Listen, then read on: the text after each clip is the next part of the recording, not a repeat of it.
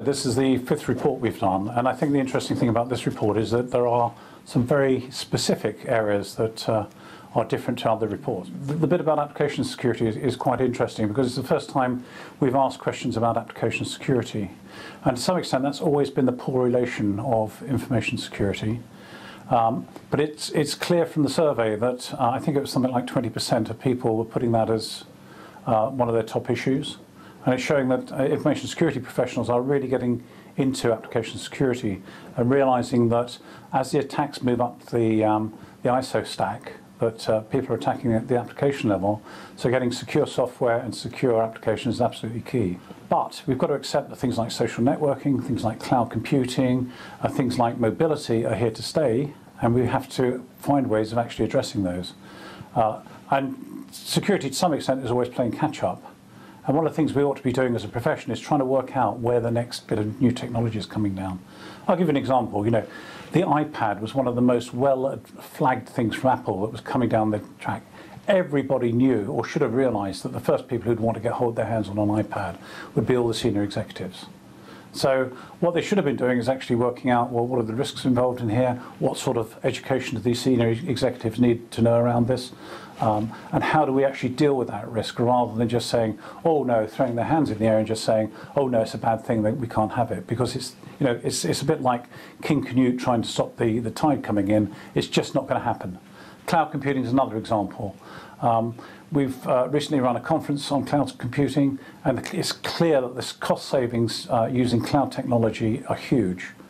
And you can't just say to the business, forget that £100 million saving per annum because it's, you know, we've got a few security concerns and issues about it.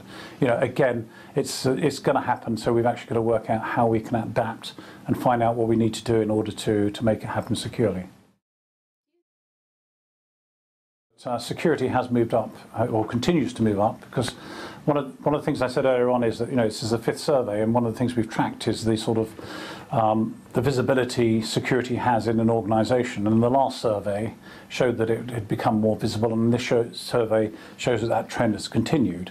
So I don't want to overemphasise, you know, the new things in it. Some of the old things like visibility and accountability and all the rest of it, have certainly are still there, and they've improved.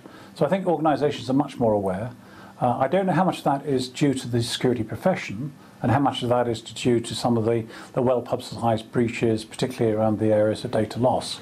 But you know, organisations, particularly senior management in organisations, are much more aware of security. The issue, of course, is it's okay being aware of them, but how do you actually make sure that people take notice and actually build that awareness into their everyday business life?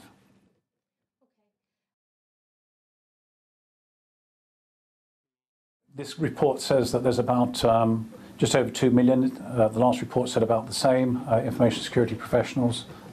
This report says it just a few more.